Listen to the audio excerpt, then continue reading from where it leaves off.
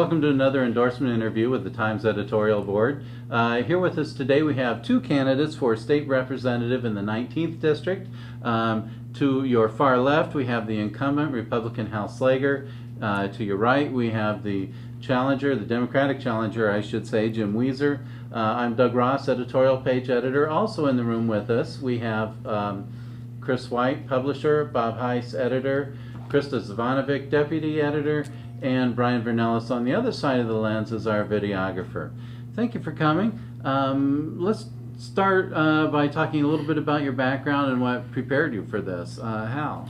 Well, of course I've had 2 years in the legislature, but prior to that I wear my municipal hat. I had 10 years as a town councilman in Cherville, where we had to navigate a very difficult recession. And so the benefit I have there is the effect of state law on municipal activities. And I have great respect for municipal government because it's so close to the people. When a resident calls, you can get something done right away.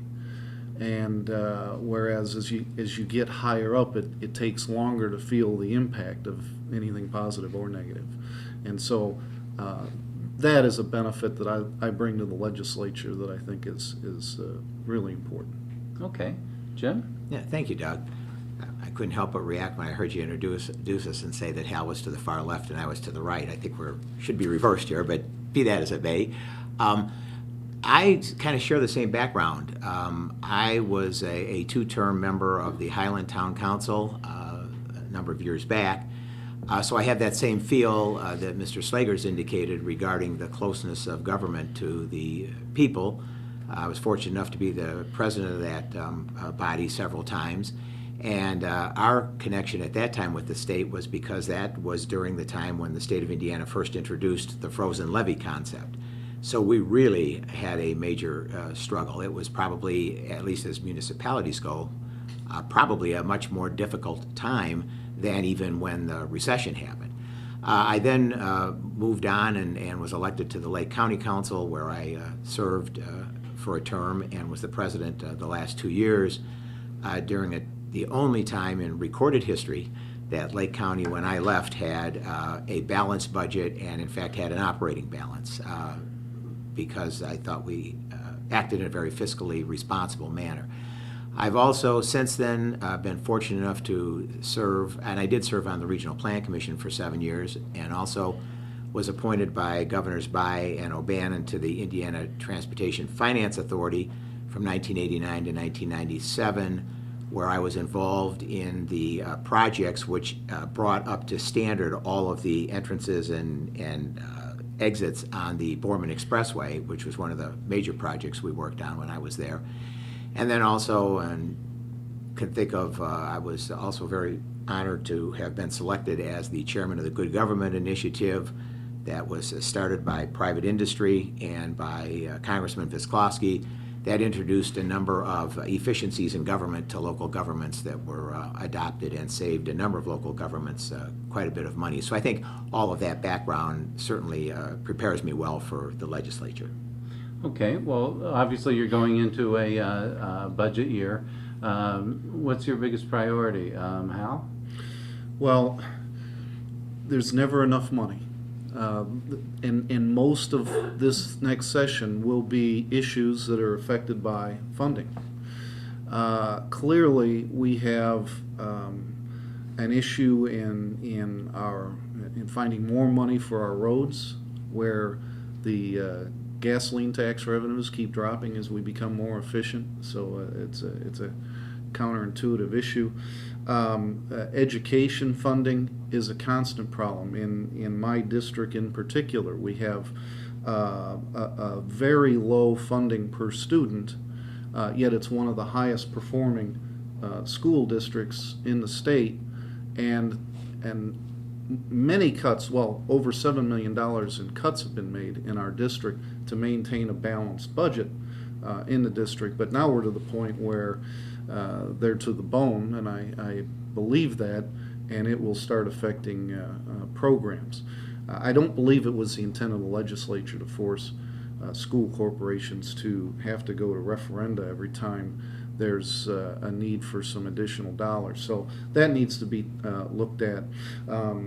We have another big issue where it involves, in the last session in criminal justice, where we did a very big reform and pushed a lot of costs back onto the counties and for community work, and now we're going to have to figure out how to help them fund that in order for that bill to be effective as it should be. So I think those are the major things, but I could go through an entire list of issues that I think we need to take a look at. The key is whether or not we're going to have enough revenue on the revenue side, and we don't normally debate revenue. We take the word of the experts and try to work within what those numbers are. We don't try to paint a prettier picture than it really is. Okay, Jim? Well, there's no question. The priority, it's not one of the priorities, the priority is the school funding formula. It's archaic, it's unfair, it's been adopted by the legislature year after year. My opponent voted in favor of this unfair school funding formula. And here's what happens. The Lake Central school system, which is the major school system in our district, but also the Griffith school system, Lake Central receives slightly over $5,000 per student from the state. Schools in charter schools in Indianapolis and in Gary and other areas receive typically between $7,000 and $8,000 per student. There's no rhyme or reason for it if you look into it. And in addition to that, schools, and I understand, you have to make adjustments for schools in the urban areas or in areas where the economic system is and poverty is greater and the system isn't as strong as in our community. But the fact of the matter is those schools also receive millions of dollars in Title I funding from the federal government that isn't even considered in the school funding formula. So some of these schools that get $7,000 to $8,000 per child, in addition to that, get the federal money. But instead of considering properly funding the Lake Central system, which, by the way, ranks 341st out of 356 school districts in the state, instead of properly funding it, the legislature forgave $91 million in loans to the charter schools, which constitutes about 1.5%. In other words, that 1.5 could have been used to help create or help to slightly to lessen this gap. I have a very simple suggestion. Look at a legislative formula that says the average or the median is about $5,800 per student. That's what it comes out to. Set that as your minimum. No school system would get less than that. And then look into the factors that the school funding formula uses in their 20%, the complexity grant they call it. Use those factors to determine where some schools should get more, some schools should maybe get a little less. I've spoken to all the administrators in the school systems, and they agree wholeheartedly that that's a good first step to doing that. But that's the priority. I do have to say that I certainly share the concern about our infrastructure, our roads, and our bridges. One only needs to look at Klein Avenue for the last 5.5 years to know that it isn't an area of emphasis by this administration. It needs to be an area of emphasis. There needs to be a way to solve that problem. And I don't want to pick up a newspaper and continue to read where an INDOT worker says, well, yeah, we didn't plow 30 and 41 because we only had, we were supposed to have 15 trucks assigned to us, but only 7 of them worked. We don't need that anymore. We need them to focus on what's important in Northwest Indiana and for us to get our fair share here. So I think those two issues are the main ones. Could I add a little something to that?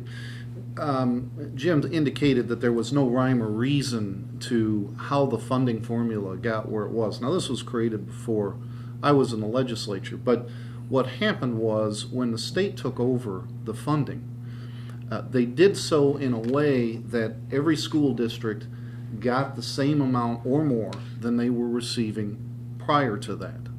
In other words, they didn't want to be responsible for immediately bankrupting any school district. And then the funding formula was created in order to bring some of those districts down to foundation. Some were below foundation. That was the basic amount. Those have been brought up, but we still have many school districts that are well above foundation, as Jim indicated. The problem with the funding formula, as I see it and agree, is that it's too long of a timeline in order to make that happen. And somehow we need to figure out how to align that so that good school districts, such as Lake Central School District, is not left waiting year after year for those dollars to become realigned. There was a belief prior to this funding formula that every school district received more dollars, regardless of population or performance.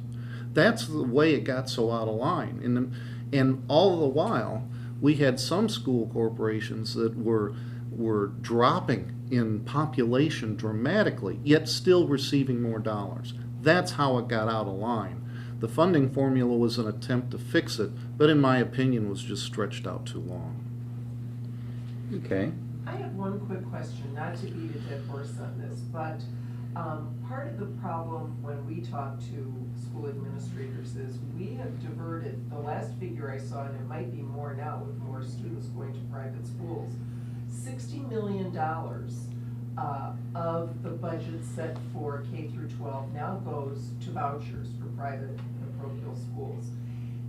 Yet there doesn't seem to be any accountability demands on those schools. Some of them in the state do very well. They're graded A, some are graded F, and yet they're still getting, I know Ambassador Academy in Gary is getting the most voucher money in the state, and yet its grades have not kept up.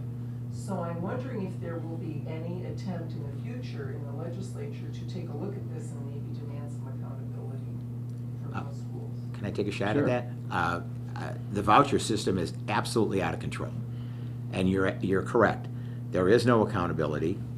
It's they've expended, I think the figure is somewhere between $15 and $18 million over what they anticipated and what they expected that that the voucher system was going to cost. And in addition to that, in addition to the issue you just raised, those schools have no obligation to take any student.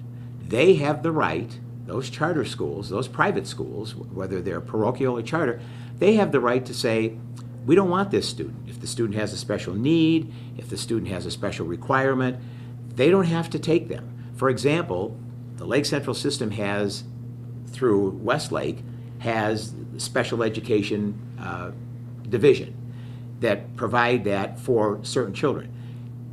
And they don't have the choice, nor quite frankly should they. They must do that. They don't get paid an extra dime for that. And you make me think about a gentleman I met while I was campaigning who told me about, he has 3 children, very healthy. He has a 4th child that has the pediatric autoimmune neuropsychiatric disorder. And he said to me, and when I went to his door and he told me about it, he said, I don't know where our family would be if it wasn't for what the Lake Central school system has done for my son. And he described the people as angels. He said, these people are angels. We don't know what to do. And I won't get into the autoimmune, I don't know enough about that, other than it's a very serious disorder that causes the child to be very disruptive.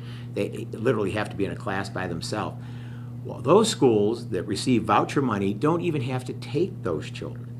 The voucher system is not appropriate.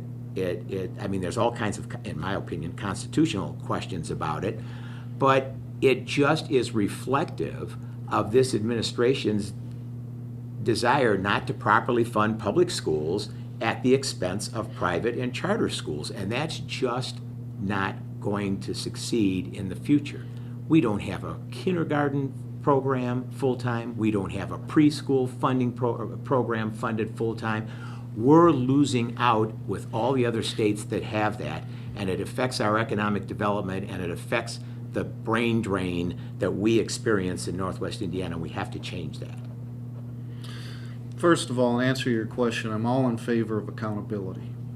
there should be absolute accountability, and we should not be funding schools that are not performing better than what parents are trying to get their children out of and into. The idea that my opponent is against this kind of program is quite stunning to me, because this is the ultimate, in my opinion, the ultimate example of social justice. The opportunity for people without means to get their students, their children, out of poorly performing schools and into better performing schools. What we're talking about dollars-wise, $60 million sounds like a lot, but when you consider that the budget for K-12 is $6.5 billion, that's less than 1%. I think we can commit 1% to this effort of social justice. And I think that makes sense and it's reasonable. Accountability, absolutely. When you have programs like this, you're going to have some failures and they need to be corrected. Excuse me, if I just might add, I just need to correct Hal on one thing. I didn't say I was totally opposed to the program. What I'm opposed about where the program's going in the direction you pointed out is the program started out as a voucher program for children in areas where the school systems were not performing well to be able to go to a private school. That program is now morphed into, if you're already in the private school, you'll be eligible for vouchers. It has nothing to do with social justice in that regard. It has to do with just maintaining the status quo. Well, the reason that the legislature voted that way is because it seemed unrealistic to force parents to send their children to a poorly performing school for a year before they could get them into a good performing school. That was the basis behind it. Okay, well, one issue, changing gears here, one issue that's on everyone's mind is job creation. So how do you address that? How? Well, absolutely. The critical issue is to make an environment that's friendly for businesses to hire people. The government at any level does not create jobs. Small business creates jobs. Unfortunately, many of the jobs that small business receives come from bigger business, and they're not spending money. Look at Apple Computer sitting on nearly $1 trillion cash or whatever it is now. All the money is in the stock market rather than being invested. So what the legislature has been trying to do in the past several years, and of course I'll only speak to the last two that I was in, is to try to make the environment as reasonable and friendly as possible to encourage companies to hire. What we have done beyond that, for instance, the $400 million of major moves money that was spent, that's been pointed out it wasn't spent in Lake County. Well, I need to point out too that was pretty much a unanimous decision in the legislature to spend that money on interstate highway improvement because it could be leveraged up with federal dollars. We could turn that $400 million into nearly $2 billion. That's a lot of jobs throughout the state. And that was, to my knowledge, pretty much a unanimous decision to spend the money that way to try to create as many jobs as we could in that process. But that's been the focus in trying to create an environment that creates jobs. Unfortunately, we're fighting a federal government policy that's the opposite. I have some income property. I have a tenant that just informed me, gee, great tenant, keeps the place neat, pays rent on time, but she can't stay because her hours got cut. They had to get her under 30 hours a week. This is what's happening. There are jobs, but we've got folks that are underemployed. And it's because of these policies that are forcing small business to do things that are just not financially reasonable. And as a state, we're fighting that too. So that's the effort, is to try to be as friendly as possible.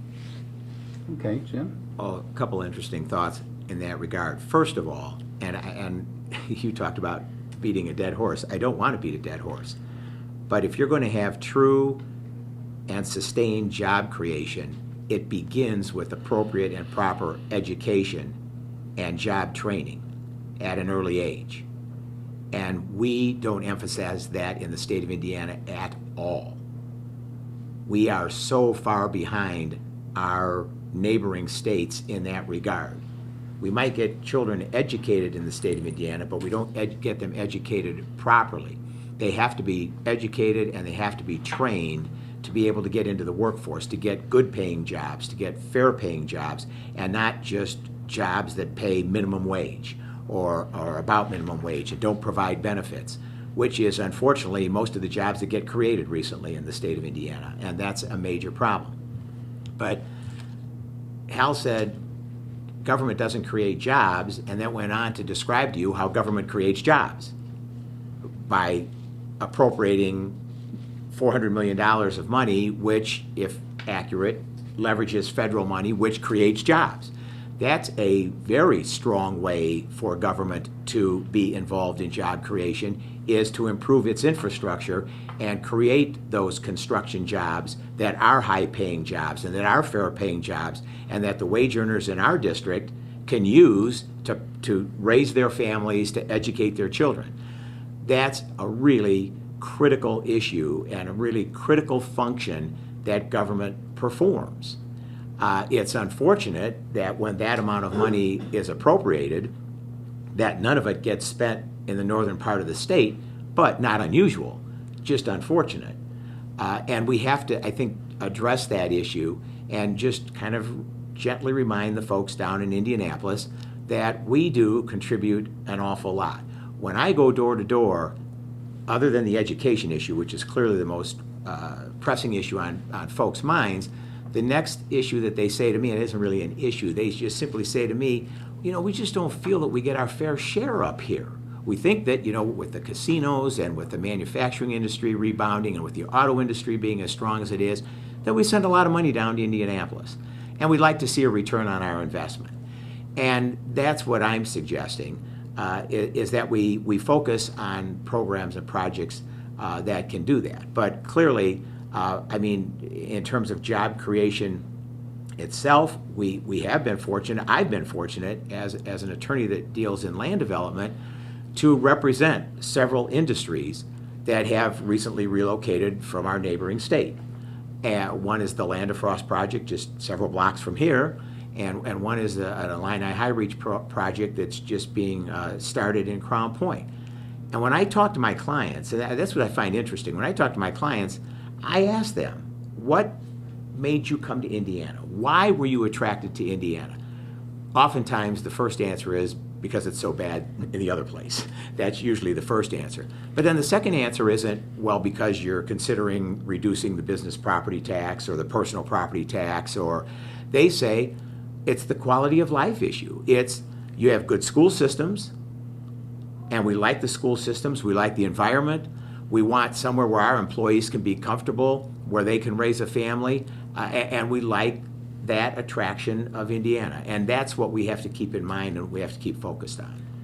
Well, Jim, I'm glad you can profit from all those horrible Republican policies. Well, I don't think it was a Republican policy. But The other thing I would just quickly want to jump in on, you have to be careful when you talk about government spending.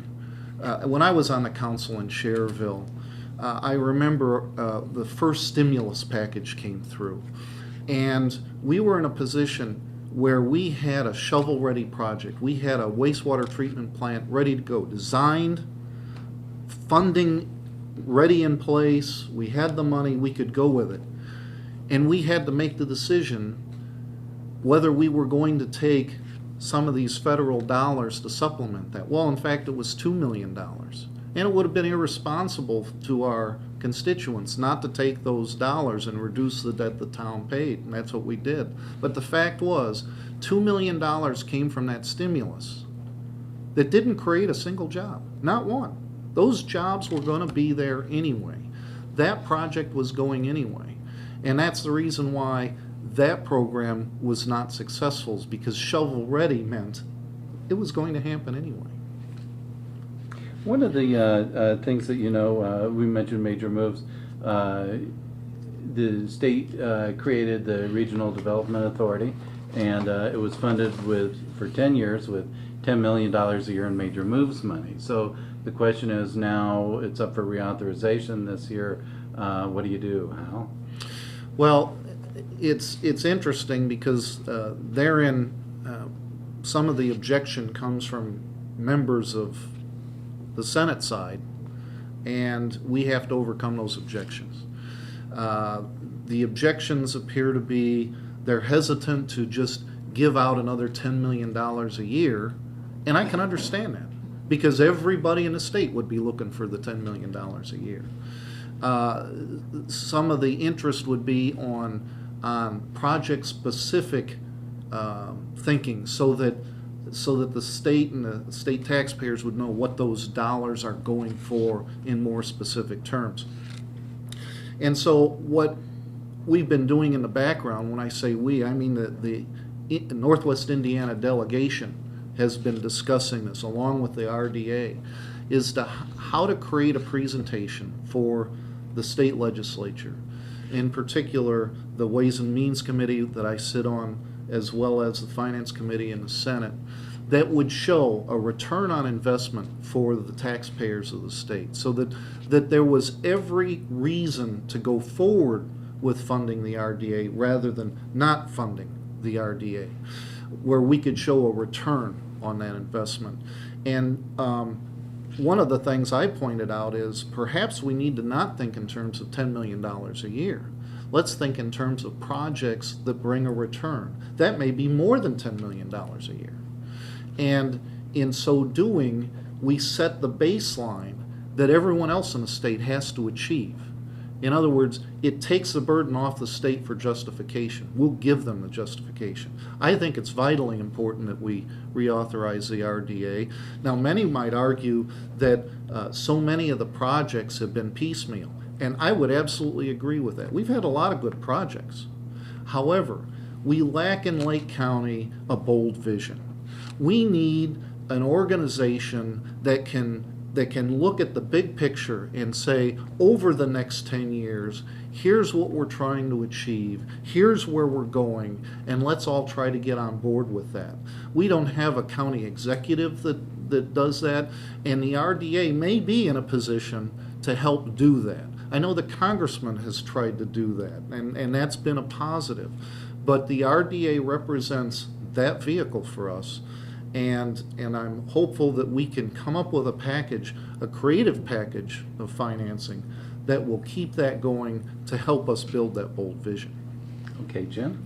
Well, the basic premise I can't disagree with. I could disagree with some of the other issues, but certainly the RDA has been, in my opinion, a great success. Obviously, there's been issues, and one of the issues that was touched upon was the piecemealing of projects. But I think we have to remember a couple of things. Number one, the RDA isn't the Lake County RDA. It's a regional development authority. It's time that this community, Northwest Indiana, Lake, Porter, LaPorte, we need to focus on regional development projects and establish and show how these projects can be of benefit and how they have in fact been of benefit. I think the RDA is vital to that, and if for no other reason, the RDA should exist because it's an emphasis on this part of the state. It's an emphasis on trying to develop and continue to develop and create and provide jobs for the northwestern part of the state. Let's take a prime example, and we go back to the previous question about job creation. Our congressman has tried in as hard as anybody possibly can to extend commuter rail, because we sit right next to one of the largest economic engines in the country, the city of Chicago, and we could take advantage of that. One, we could take advantage of access to the city and the jobs. Secondly, we could take advantage of extending the commuter rail and doing what happened in Illinois, which is transit-oriented development and the creation of jobs in those communities that are part of and abut the rail extension line. The RDA has been instrumental in that. And that's a source for funding. And I would happen to agree that, yeah, I don't think we should think that 10 million is the magic figure. Maybe we need to have a figure. And I think that we should establish it. I think the Northwest Indiana delegation is correct, that we've got to look at projects and we've got to sell. But sometimes you get a little frustrated when the only part of the state that seems to have to sell is us. Marion County wouldn't have to go out and sell, they would just do. If we have a commuter rail project that is going to benefit the state of Indiana, that is going to create jobs in the state of Indiana, that is going to increase the sales tax in the state of Indiana and the income tax in the state of Indiana. But what do we have? Our poor congressman has to run around to community to community to community and beg, borrow, and steal money from local communities to raise a local match that everywhere else in the country is always provided by the state. Maryland didn't ask the little communities around D.C. to do it. Virginia didn't ask them to do it. New Jersey and New York didn't ask Hoboken to do it. The states themselves came up with the money because of the benefit to the state. So in addition to what Hal talks about in terms of creating the list of priority projects, to which I have no objection and I think is a great idea, we have to change the way of thinking and the philosophy down there. It can't be that, okay, if you want something in Lake County, do for yourselves. And I understand some of the rationale, and I understand there's every once in a while some blame to be assessed. The fact of the matter is, you've got to change that thinking so that the state ponies up when it should and contributes to our economy in Northwest Indiana. Could I Sure. throw in some additional? It's interesting. All of these things can be achieved. It's just a matter of how much people are willing to pay more in tax to achieve them. We can accomplish lots, but in the final analysis, people move here because of the lower taxes, not the higher taxes. And so that's our constant balance, is to try to figure out where that equilibrium is. That cues up the discussion of road funding and bridges and so forth. INDOT says we're getting behind. We're not even keeping up with current maintenance at the current funding levels. So what do you do, Al? Well, knowing that that's an absolute concern, there's a study committee trying to figure out how we might go about doing that. There are those that have suggested that there should be some kind of a meter and base a user fee on that. And it's interesting, those who have bought the Priuses or the electric cars or the hybrids or what have you and done that are now going to realize a penalty if it were to go that way, because they're not spending enough on gasoline. Finding a solution to this is critical. What we did in the last legislature was to make sure that the dollars that were brought in on the gasoline tax was in fact going to funding and not being sliced off for other things. And so we have a more honest use of that, but it's still not enough. And so I'm not going to try to suggest I'm more knowledgeable than the committee of people taking testimony on this. I'm anxious to hear what that report will be. But clearly, we need to do something. Okay. And that's a starting point. In the Times questionnaire that you sent us online, that question or a similar question was posed, and I mentioned in my response that there was a study commission, I believe, and I might be wrong, Hal would know better than me, I think it's chaired by Representative Soliday from our area, or he certainly is a significant voice in that, and he's expressed his opinion, and he and I are of opposite political views, but I think he expresses a reasonable opinion about we've got to find a way to fund this. It is a critical issue. 10 to 15% of the bridges in the state of Indiana are unsafe, have been determined. I mean, it's not me driving over it saying I think that's unsafe. It's structural experts that said these bridges are unsafe, and that doesn't even include the ones that are just hanging in the balance. So we need to find an answer, and we need to be fiscally responsible. And I understand we attract people here and we attract businesses because we have a low tax rate. We're also sitting on a $2.2 billion surplus. And the headline in your paper this morning was that Speaker Bosma said, grandly pronounced that we're going to make sure we have a balanced budget. Well, I don't think he has much choice because the Constitution says we have to have a balanced budget. So there's no choice there. We know we're going to have a balanced budget. What we need to do is we need to start prioritizing programs so that we don't have to, at the end of the year, as they did last year, Governor Pence have to take $200 million from various programs to make sure that we balance the budget and we kept a $2.2 billion surplus.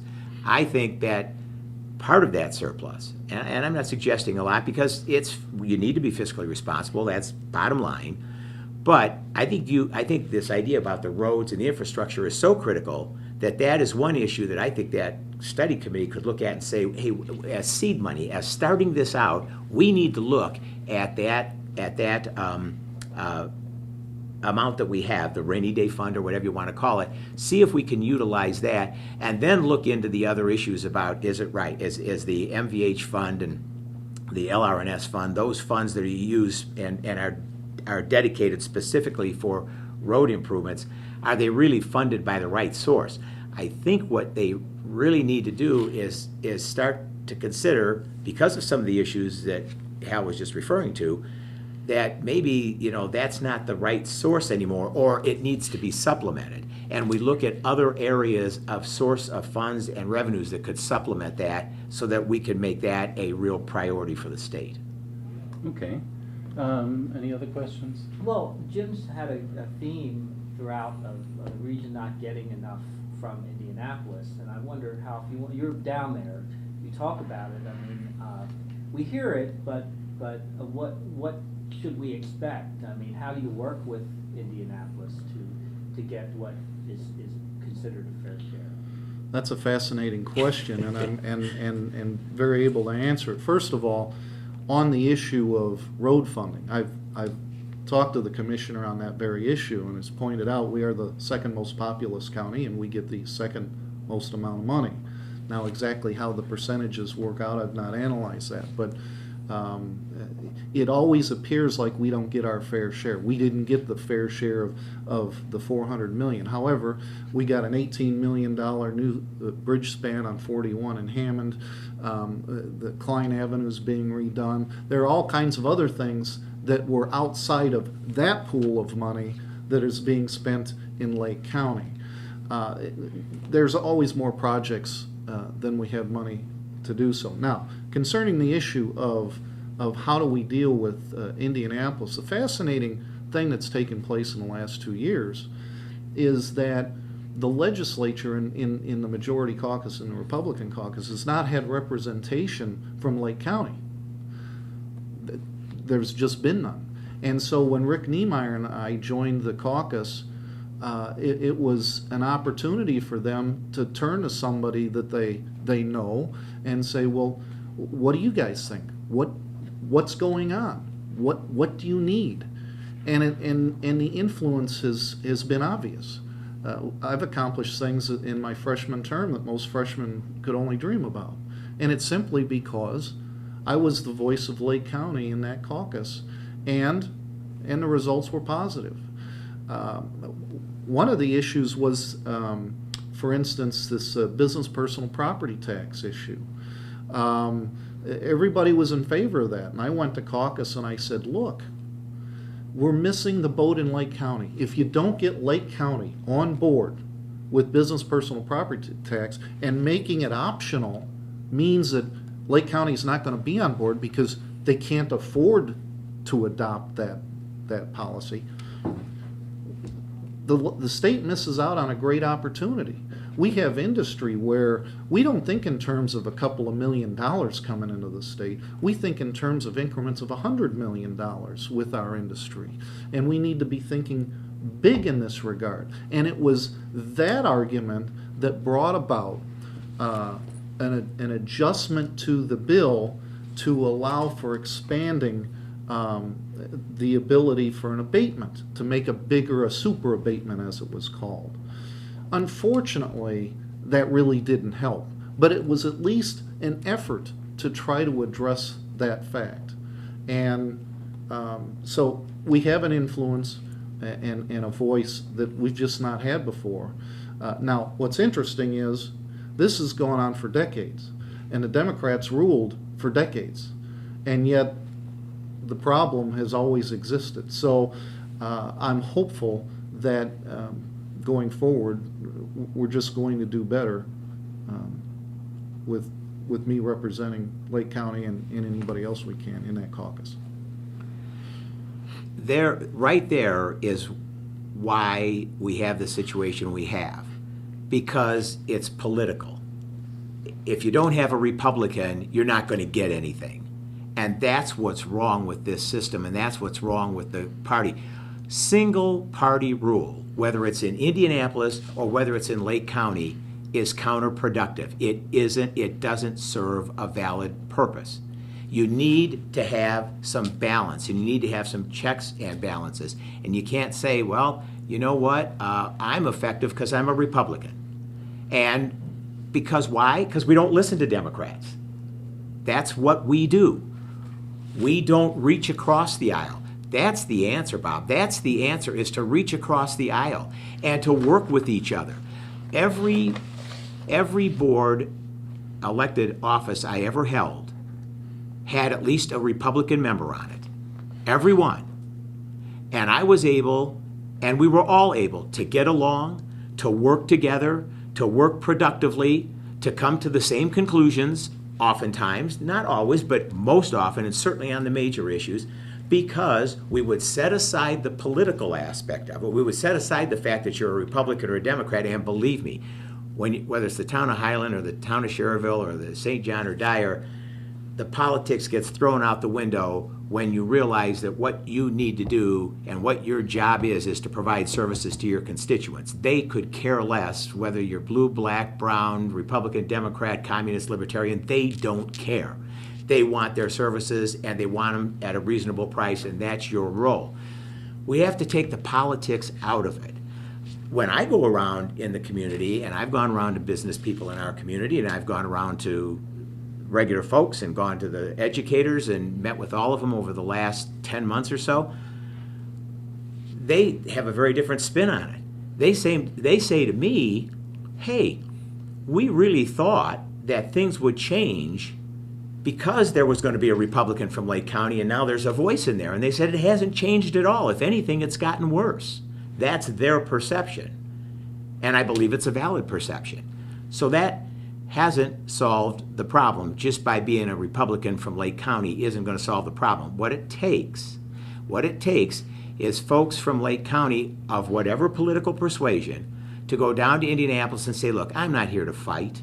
I'm not here to say I'm coming down here and I'm going to vote for every Democratic issue as Hal's voted for every Republican issue. Not going to do that. I want to work with you.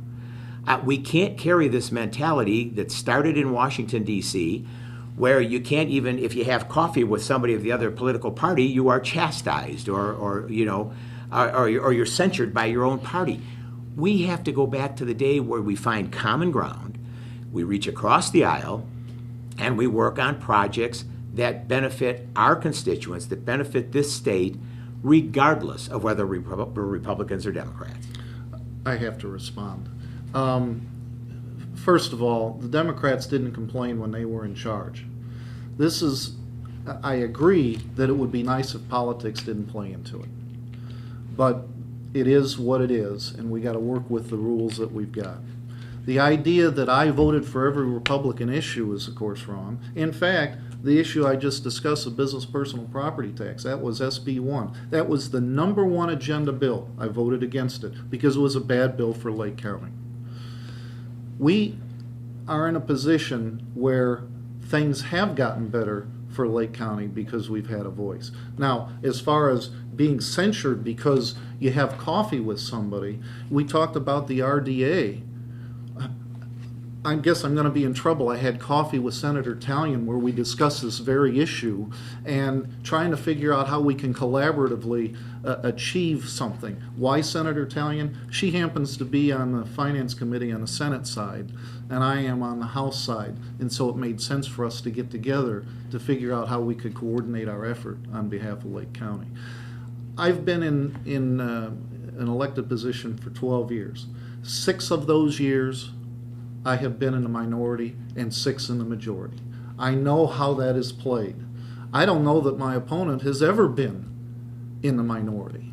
So it's easy to work from the position where you're always in charge. It's always easy to get somebody else on board. In fact, to my knowledge, every bill that I have, I haven't checked this, but every substantive bill that I've had, I have obtained Democrat co-sponsorship because it made sense for the people as a whole. So I understand how that works, and all I'm saying is we have to work with the rules, like it or not. Could I just add something, Doug? Let's take an example. Forget about the politics for a second. I candidly admit I was in the majority on the 12 years I was an elected official. However, when I was the chairman of the Good Government Initiative, the people that elected me or asked me to be the chairman of that organization were virtually all Republicans. Now, most of them were business people, some were academics, but they were all Republican because they came from private industry. Most of them were. There were several that weren't. And they looked at me, and this is what and I was as shocked can be when they asked me to be the chairman of that organization. And what they said to me was, we're doing that because, number one, you were an elected official and you understand the process. And what we're doing is we're actually going to elected officials and telling them how they should do their job, and they're not going to be real happy about that. So we would like someone that can be our liaison, that can go to them, that knows the structure, that knows how government operates, and can do that. And I said, but more importantly, you're a businessman. You're a small businessman. You've been a small businessman in Lake County for far more years than I care to admit, but it's right now at 42. So I've been a businessman in Lake County for 42 years. They said, you also understand the business climate. You're on the board of directors of a local community bank. You understand that process. We want to bring all of that experience into focus and into play to make, from our perspective, to make government more efficient and more effective. So it wasn't a matter of, the pure politics of it. It was a matter of the skill and the training and the education and the background that fortunately I was able to bring to that position. And as a result, and I would welcome anybody to call Mayor Stahura or Mayor McDermott and those leaders or the people in the county that implemented a number of our recommendations that resulted in efficient and effective government and saved them millions of dollars that'll support that. One of the, as we're talking about Republican and Democrat, the whole strife downstate thing, one of the issues was the creation of an agency called CC, of course, the Center for Education and Career Innovation, that has been characterized by many as kind of a shadow department of education down there. And so the question is, should that agency continue to exist, as you go into the new budget year? And also, how do you bring the State Board of Education and the State Superintendent of Public Instruction together so that they're less combative and more productive? Jim? Well, the agency should be abolished. It should never have existed. It should be abolished. An agency is created by the party that claims fiscal responsibility to the tune of $1.5 million to be a shadow agency. Let's face it. I mean, we can argue all day long and we can talk about the pros and the cons. If Tony Bennett or somebody else from the Republican Party was the superintendent of public instruction, that agency wouldn't exist. There's no reason for it to exist. It's fiscally irresponsible for it to exist. It isn't needed. We have a constitutional office, like it or not, the superintendent of public instruction, that happens to be the only elected Democrat in the state, and that agency was created, your term is exactly correct, to shadow her. It doesn't need to exist. Now, the issue between the superintendent of public instruction and the Board of Education is a valid one. Now, I can't disagree. That issue has to be addressed. Obviously, there's a lot of politics involved in that issue, unfortunately, but we simply can't afford to have this happen anymore in education. The primary reason, and Hal and I had this discussion. I've known Hal for a long time. I went to Hal and said, Hal, I'm going to be running. And we talked about it. And I said, and the primary reason I got in this, my wife is a public school teacher. She's taught in the Munster school system in her 21st year now. And she's the one that came to me and said, it's not working anymore. The system isn't working. It's all the politics. It's all the, she said, we're teaching to testing. We're not teaching to students. Every time we turn around, the state of Indiana changes their methods, changes the way they go about doing it because of whatever reason downstate, whether it's the battle between the superintendent or the strong feelings of the Board of Education, whatever it might be, said that's what we end up doing. And we're not performing our function anymore. We have one set of standards, then Indiana adopts Common Core, as did 45 other states. Then the minute that Indiana perceived that it was a federal program established by the president, which is absolutely untrue, it was established by the National Education Association and the Governors Association, one of the leading proponents being Mitch Daniels, and said, now you got to get rid of Common Core. That means they have to change all of their tests, they have to change all of their lesson plans, and they have to do it in a really short period of time. So what happens, who loses out in the process? The students, the kids, because that's what we're doing. That has to stop. There's no place for that kind of attitude in the state of Indiana. I strongly believe that if CC ceased to exist, that you would see the relationship between the Board of Education and the superintendent improve. Now, to what extent, I can't say. I'm not there daily, but certainly having talked to Superintendent Ritz on several occasions as I have, I strongly believe that would be the case. Okay, Hal? Well, you covered a lot of ground, Jim. That's not the way I would have gone. The understanding that I have is that there was a need, because we have a skills gap in the state, and we have lots of jobs without technical employees available to fill those jobs. And it's my understanding, the legislature wasn't a part of creating this extra board, it's my understanding that this board was created to help coordinate our effort to get to that point. I don't believe that you solve anything by enlarging government necessarily. In this case, I'd have probably come back to the legislature and said, we need to reorganize some things so that we can be more efficient. The idea that this is a shadow board, look, I don't know. I would just ask the rhetorical question.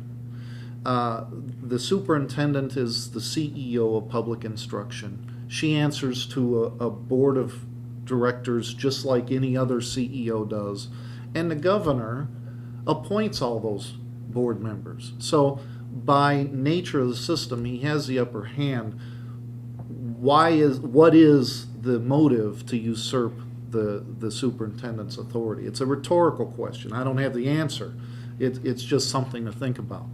But I would go about it differently in that regard. We absolutely have made a lot of changes, and I'm all in favor of taking a breath so that we can see how things are performing. And when I talk about performance, the thing that strikes me is when I heard in Ways and Means, and also read in your paper at some point in time, that 28% of our college-bound students require remediation. 28% is a big number. And what happens is, in that scenario, is that they have to take these remediation courses, which puts them behind, and after 4 years and 4 years of tuition, they're still not getting a degree. The state of Indiana, the people of Indiana are not getting the number of degrees that we're investing in when we're supporting these state schools. That's a problem. So there is a real issue on what we need to do to solve that problem. But going forward, we have to figure out how we're going to solve that problem. And I do believe it takes a collaborative effort of all the stakeholders, and not just potentially somebody dictating who that is, what that is. And so I'm all in favor of getting together and working together. But from what I've been able to understand and talking to some board members, that just simply hasn't existed on either side. So that is an issue, and I think it does need to be addressed. Doug, if I could quickly respond, Yes. if I might. That's an interesting rhetorical question that Hal posed, and I believe I have an answer for it. The rhetorical question is, why would they do that? Why would you create a shadow board? Well, you would create a shadow board because that's your philosophy. That's your governmental philosophy. That's the Governor Pence far right philosophy. Create a shadow board to disrupt a Democrat from doing her job. Make sure that we pass and sustain a right to work law, so we can abolish the unions, or we can dramatically impact upon them, even though the Constitution, and I was fortunate enough to represent the steelworkers in that case, says otherwise. Let's make sure that we take away certain bargaining rights and negotiating rights of teachers, which they've done, because it isn't good for us. Let's make sure that we pass voter suppression laws that make it more difficult for people to vote, and Doug, you and I have discussed that, as we saw in the bill that Hal carried in the House, which created the small precinct committee for Lake County, but ignored the fact that 28 other counties in the state of Indiana had the exact same percentage of small precincts that Lake County did, but for some reason we were singled out, and it's pretty obvious what that reason is. If that's your mindset, if that's the mindset of this administration and the governor, then those are the kind of things that are going to occur, and those are the kind of things that are going to happen, and you can justify it any way you want to about fiscal responsibility or about job training, although we have the Department of Workforce Development that does job training. You can justify it any way you want, but that's the reality of it. Okay, well, I'm afraid that's all the time we have for this endorsement interview. Thank you for viewing.